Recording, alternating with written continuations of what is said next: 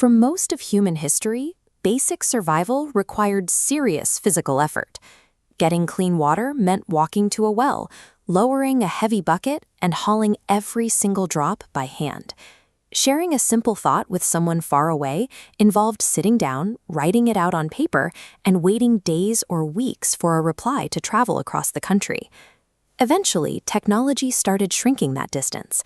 We carried beepers and pagers that let us receive a few numbers or brief codes, but we still had to track down a physical phone to actually have a conversation. Today, we have engineered almost all of that physical effort out of existence. We took communication, entertainment, shopping, and work and collapsed them into a single device that fits perfectly in the palm of your hand. We can summon a hot meal to our door in minutes or video chat with someone across the globe instantly. Yet, with all of this comfort and absolute convenience, we are reporting higher levels of exhaustion, anxiety, and loneliness than ever before. We successfully traded our physical burdens for an incredibly easy life. But that exact lack of friction, the absolute ease of our modern routines, might be the very mechanism making us miserable. Think back to how we used to watch a movie.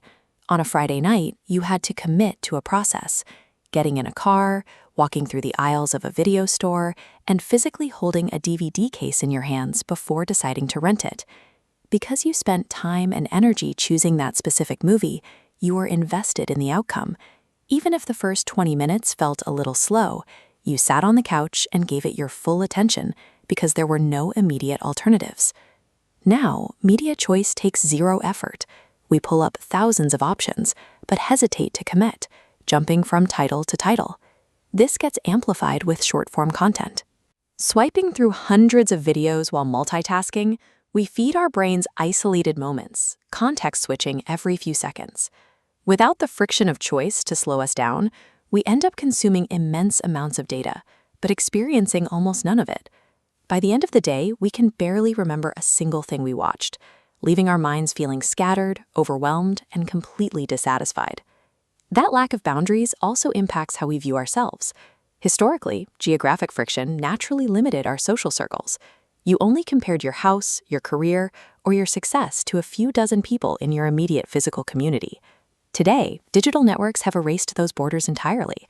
We constantly weigh our daily, unedited reality against the highly curated, heavily edited highlight reels of millions of strangers around the globe who seem to have it all figured out. Processing all of this information requires significant cognitive energy, which brings up the issue of maintenance.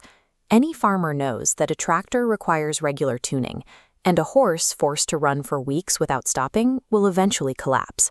Yet we assume human beings are exempt from that rule. We live in a culture that champions constant output, where our phones create an invisible pressure to always be reachable, working, or producing. We are actively taught to view sitting still and resting as unproductive laziness. So when we do finally collapse on the couch, we seek out what we think is rest. We pull out our devices and begin doom scrolling. But instead of letting our minds power down, we subject them to a rapid-fire barrage of high-stress stimuli, news alerts, and social comparison. This digital activity provides a quick rush of dopamine, but it actively drains our remaining cognitive load. We emerge an hour later feeling guilty, disorganized, and somehow more exhausted than before we sat down. By removing all friction from how we connect and consume, we've inadvertently dismantled the natural boundaries that kept our expectations in check and destroyed the quiet downtime our biology requires to recover. It is incredibly easy to just blame the smartphone for all of this, but the device itself is just a piece of glass and metal. Blaming the tool is a convenient way to avoid taking responsibility for our own lack of boundaries. If a completely frictionless life is making us anxious, the solution is to deliberately engineer obstacles back into our daily routines. We have to introduce intentional friction. The first step is relearning how to single task. If you decide to watch a movie, force the friction of commitment. Put the second screen away. Sit through the slow parts and give that single piece of media your undivided attention until the credits roll. The next step is to secure genuine cognitive recovery through analog hobbies. Choose activities that require actual, tactile effort. Writing letters by hand, learning calligraphy, or building something physical forces your brain to slow down, focus on a manual process, and genuinely rest. Finally, you have to create physical separation.